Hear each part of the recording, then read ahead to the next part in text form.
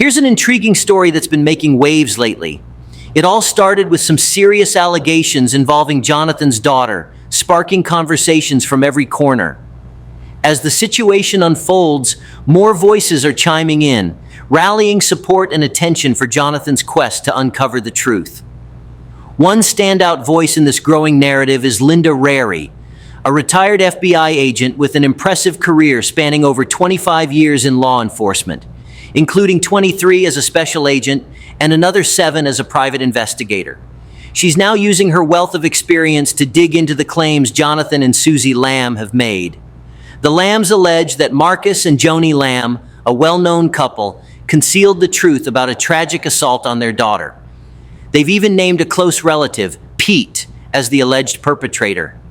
This story has all the elements of a gripping investigation, and everyone's eager to see how it unfolds. I've taken a few days off of X while getting some work done, amusing about how ridiculous the Daystar team news that they were informed that the CSA investigation was closed because there was no merit.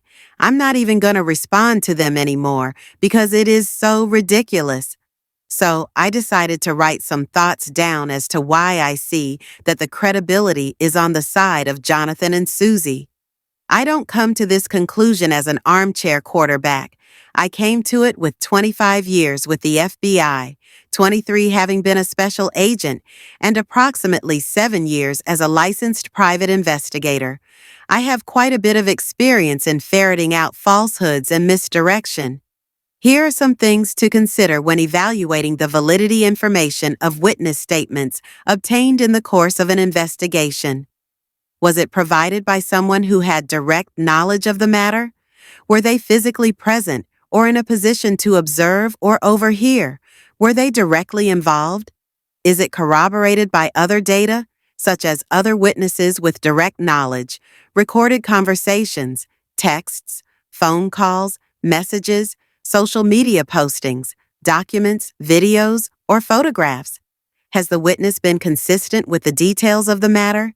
It is reasonable for a witness to recall additional details after the initial interview.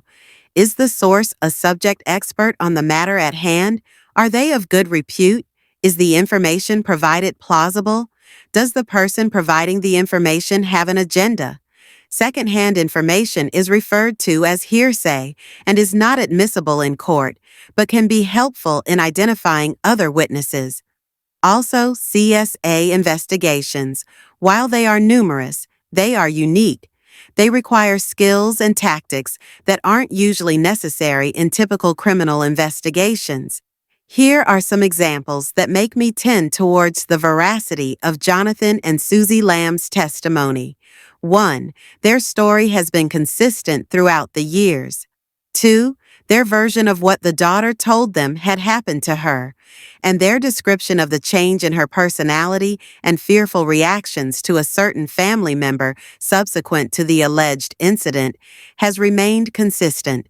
2 reliable witnesses, which includes a licensed professional counselor who also holds certification in forensic counseling, concur that the daughter was displaying trauma reactions consistent with CSA.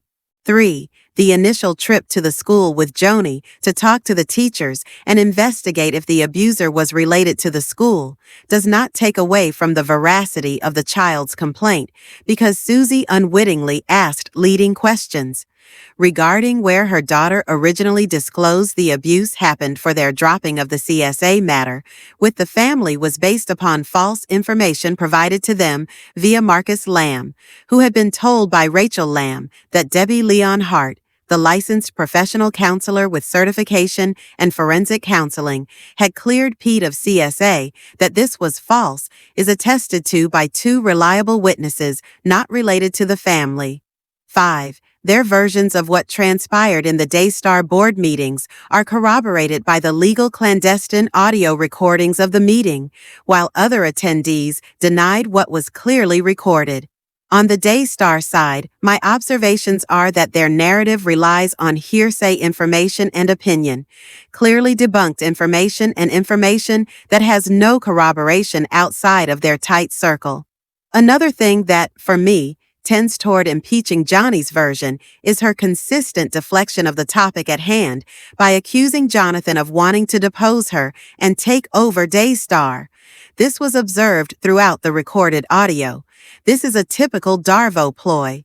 While most definitions of Darvo only use deny as the first letter in the acronym, it also can be deflect, where the offender never answers the question at hand and changes the subject to something that suits them and attacks the person posing the question. This article is aimed primarily at essay situations, but it's a tactic that is very common among the general criminal population. As I used to tell the trainee agents, I had been assigned to oversee the goal of a criminal investigation is not just to put someone in prison. The foremost goal is to find out what is true and then put the perpetrator in prison. And that person might not be the one originally suspected. In closing, the Colliesville PD has confirmed that the CSA investigation is still open. The Texas Penal Code sets the statute of limitations in the case of CSA as 20 years, starting at the date the minor reached 18 years of age. That means that this case can remain active for another 29 years if need be. Also, in the case where the abuser has not been identified, there is no statute of limitations. The one thing that is beyond question in this investigation is that Babylam was the victim of CSA. Keep praying for numbered justice for Babylam. Seek truth no matter where it leads. JW, it's my understanding, wrote quite an impactful letter regarding his concerns. He did. He read it to me, and it was just laying out everything that he had saw, all the different details that really led to Pete being the one that was a perpetrator. That just showed you how they were standing with us 100%.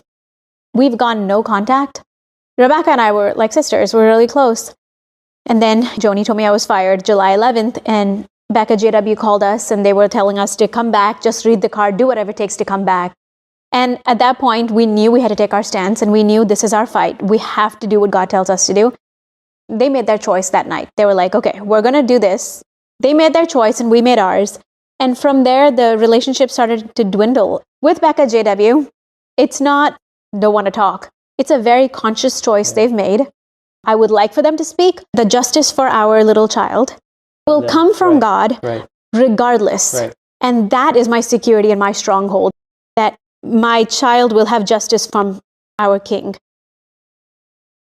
So I've been following this whole situation with Jonathan and Susie Lamb. And honestly, one thing keeps hitting me hard. The heartbreaking story of Babylam's abuse and the alleged cover-up by Daystar has been weighing on my mind. It feels like we're at a critical point where accountability and truth have to take center stage, no matter how uncomfortable or messy it might get. What really stands out to me is Linda Rarey's perspective. With her decades of experience as an FBI special agent and private investigator, she has this amazing ability to cut through the noise and focus on the facts. Daystar has a choice here. They can choose transparency. Bringing in external investigators would show that they care about more than their image. Here's the thing, this issue isn't going away. The law in Texas allows time, years, even decades, for the truth to come out. But why wait that long? And the evidence is already piling up. Daystar has the chance to show they stand for truth and integrity.